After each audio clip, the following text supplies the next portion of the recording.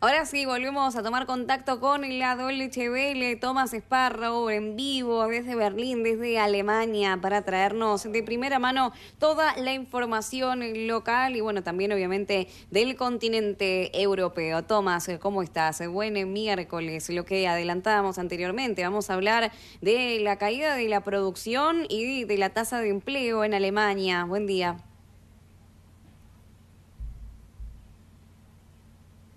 Buen día, ahora sí podemos hacer nuestra conexión. Un saludo para todos desde aquí, desde Berlín, donde, como bien sugieres, la economía es uno de los temas centrales de cara a las próximas elecciones, elecciones que por cierto serán en apenas un par de semanas. Aquí estamos en plena campaña electoral. Y el tema de la economía y de cómo la mala economía en recesión está afectando a los alemanes es sin duda uno de los temas que muchos políticos están tratando de discutir, donde muchos partidos políticos están tratando de ganar los votos de los electores. Y en esos temas de economía, por supuesto, temas como desempleo y producción son particularmente relevantes. ¿Cuáles son los diferentes posicionamientos o al menos las promesas de campaña que tienen los diferentes partidos en relación a esto?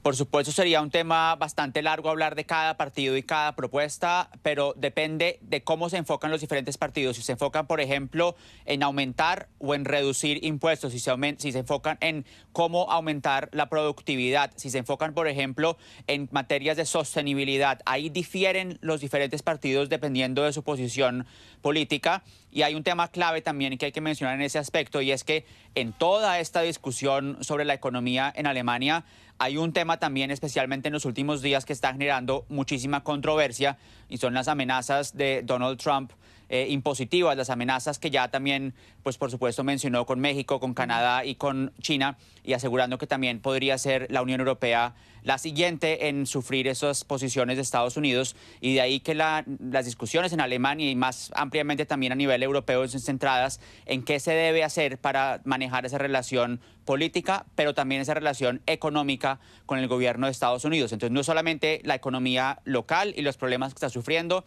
sino también esa mirada internacional que para Alemania es clave, porque la economía alemana es una economía exportadora, es decir, es una economía cuyo desempeño depende en gran medida de las relaciones que tenga con otros países del mundo, y uno de esos países con los que las relaciones son absolutamente fundamentales es Estados Unidos.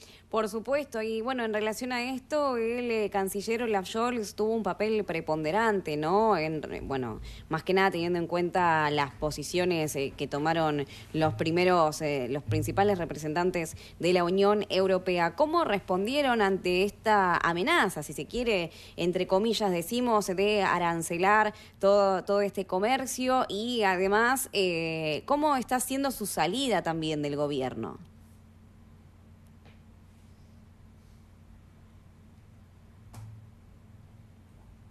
Medidas arancelarias están siendo recibidas con mucha preocupación. Ya la Unión Europea aseguró que si se cumplen, por supuesto, tendría que reaccionar de una manera similar, pero eso es algo que quieren evitar a toda costa. Lo que preferirían es negociar, discutir con el presidente estadounidense para evitar que se llegue hasta ese punto y mirar cuáles son las razones por las cuales Donald Trump, en primer lugar, ha estado amenazando de esa manera. Entonces, el enfoque central a nivel europeo está precisamente en tratar de negociar y hablar con la contraparte en Washington. Un tema, digamos, importante en Europa comparado con México o con China o incluso con Canadá, es que aquí estamos hablando de un bloque de 27 países, un bloque de 27 países donde todos tienen que estar de alguna manera de acuerdo antes de que se pueda mencionar hacia afuera cuál es la política en términos comerciales del bloque. Entonces, no solamente un país que negocia con Washington, sino son 27 países que tienen que ponerse de acuerdo, y ahí ya sale entonces la posición común europea en el tema clave del comercio con otras partes del mundo.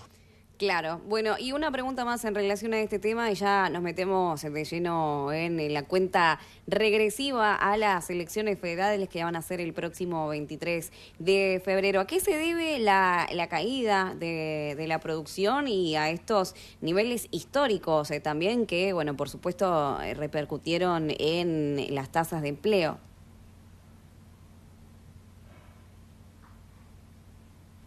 Una de las razones que se ha mencionado para el pobre desempeño económico, para la rebaja, digamos, en las previsiones económicas que se anunció hace poco, es precisamente el colapso de la coalición de gobierno en noviembre del año pasado. Ese es un tema que se ha mencionado, puesto que el gobierno tenía en mente medidas que planeaba también implementar en los próximos meses. Las elecciones estaban originalmente previstas para septiembre de este año y a causa de esa ruptura de la coalición se movieron hacia adelante, hacia el mes de febrero. Ese es un tema. El segundo tema, todo el tema de comercio internacional. Por supuesto, ya hablamos de Trump, pero pues Trump es un político que lleva apenas poco tiempo en la Casa Blanca. Los problemas en el comercio internacional ya venían desde hacía un buen tiempo y habían sido una de las razones que habían afectado la economía alemana ya en el pasado.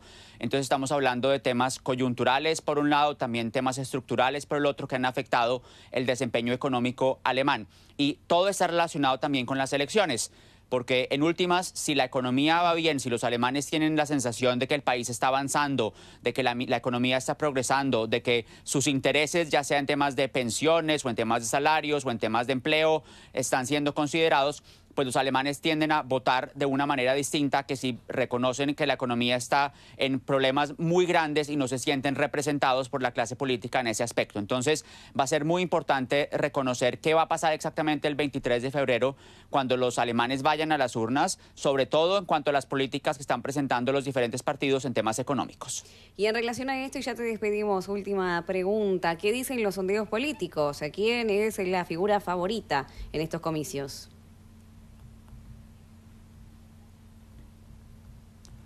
Los sondeos hay que manejarlos un poco con cuidado en los últimos días porque ha habido una controversia muy grande en las últimas semanas aquí en Alemania que involucra sobre todo al principal bloque de oposición, el bloque conservador CDU-CSU, que lidera en las encuestas. Y de hecho en los próximos 2 o 3 días va a haber 2 o 3 encuestas nacionales que van a ser publicadas y donde se espera de verdad con muchísima atención hasta qué punto el bloque conservador se va a ver afectado en las encuestas.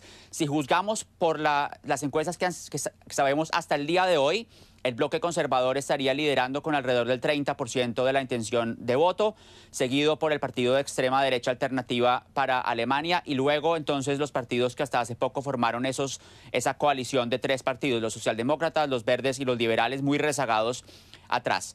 Eso es importante mencionarlo porque en Alemania hay coaliciones que deben formarse de cara a la formación de un gobierno. Es decir, no es como en otros países que el partido que gana forma gobierno, sino el partido que gana tiene que luego salir a buscar cuáles son sus socios de gobierno. Y dada la controversia actual, dada todos los problemas que estamos hablando en temas económicos, políticos, de cooperación también con la extrema derecha, esa búsqueda de